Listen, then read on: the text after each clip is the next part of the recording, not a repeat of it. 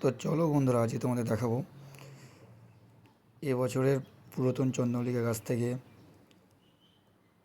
কলম করে সামনে বছরের জন্য নতুন চন্দ্রমল্লিকা গাছ কীভাবে আমরা কলম করে বসিয়েছি। তো দেখো, এখন থেকে আমরা এই গাছগুলোকে পরিচর্যা করছি পুরোপুরিভাবে।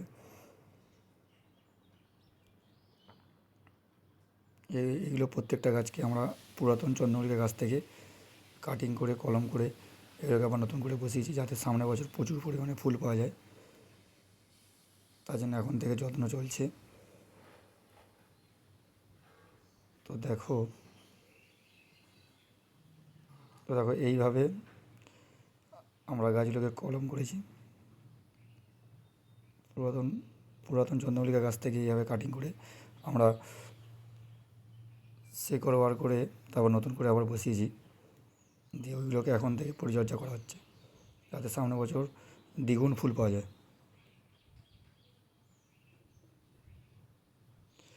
এখানে অনেক রকম ভ্যারাইটিস আছে চন্দ্রমল্লিকা গাছের।